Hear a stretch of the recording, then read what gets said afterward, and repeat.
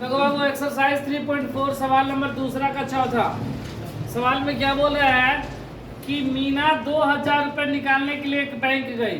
मीना नाम की कोई लड़की है, वह बैंक गई 2000 रुपये निकालने के लिए, ठीक है। उसने खजांची से 50 रुपये और 100 रुपये नोट देने के लिए कहा।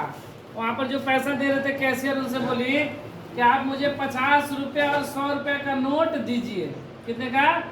50 रुपये और 100 रुपये का नोट हमको दीजिए। 500 का नोट नहीं चाहिए, 50 रुपये और 100 रुपये का। मीना ने कुल 25 नोट प्राप्त किए। मीना को कुल का कितना नोट मिला? 25 को। 50 रुपये और 100 रुपये के नोट को मिलाकर कितना नोट मिला उसको? 25 को। अब बोल रहे कि ज्ञात कीजिए कि उसने 50 रुपये 100 रुपये के कितने कितने नोट प्राप्त किए। हमें यह बताना है उसे 50 रुपए का कितना नोट मिला और 100 रुपए का कितना नोट मिला। हमसे यही पूछा गया है। 50 रुपए खजांची ने कितना नोट दिया और 100 रुपया, मतलब कैशियर ने कितना दिया, ठीक है। तो हम लोग क्या करते हैं कि मान लेते हैं, माना कि 50 रुपए के नोट की संख्या बराबर x। 50 रुपए को मान लो कि उसको x को नोट मिला है। 50 रुपए का नोट क्या को मिला है? x। और 100 रुपए के नोट की संख्या कितना? y। मान लो कि 100 रुपए का क्या को नोट मिला है? y को। 100 रुपए का y नोट मिला है और 50 रुपए का x नोट मिला है। और प्रश्न से क्या बोल रहा है?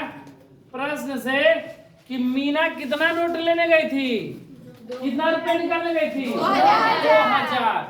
मतलब इन दोनों नोटों की संख्या को अगर जोड़ दे और संख्या को नहीं, उसके वैल्यू को जोड़ेंगे तो वह 2000 के बराबर आएगा।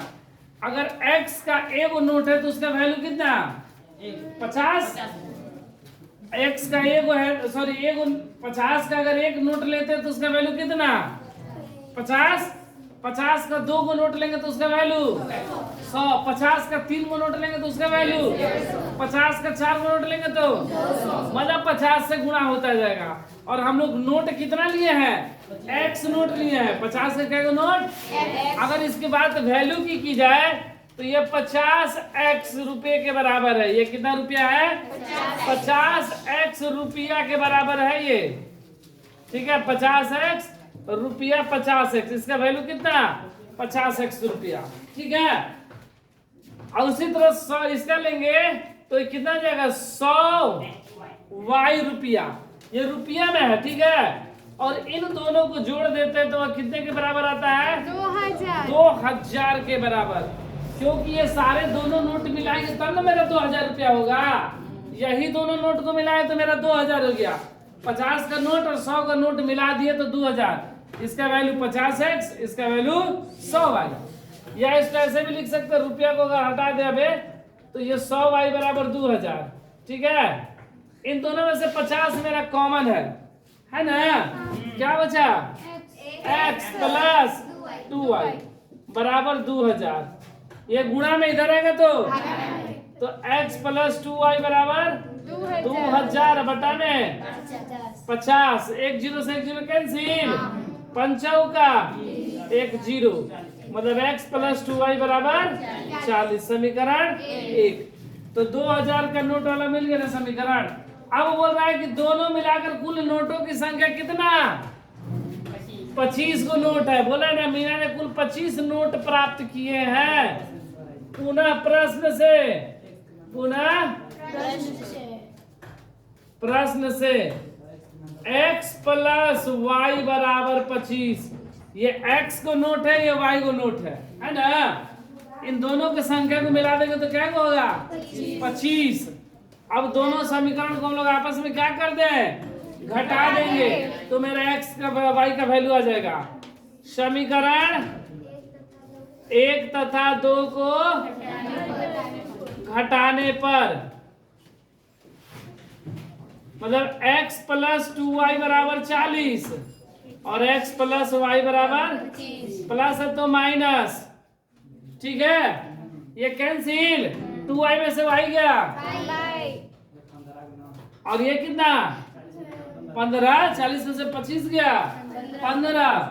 मतलब कहने का मतलब कि y मेरा कितना को नोट है 15 को, मतलब इसका वैल्यू कितना हो जाएगा 1500 होगा ना, और इसका वैल्यू कितना हो जाएगा 10 को ना। पुनः प्रश्न बोल रहे हैं y का मान समीकरण 1 में रखने पर समीकरण 1 क्या है x प्लस 2y बराबर 40। x का मान हमें नहीं पता है, 2 इंटू वाई का मान 15 बराबर 40। x प्लस बराबर 40, x बराबर 40 माइनस x बराबर 10।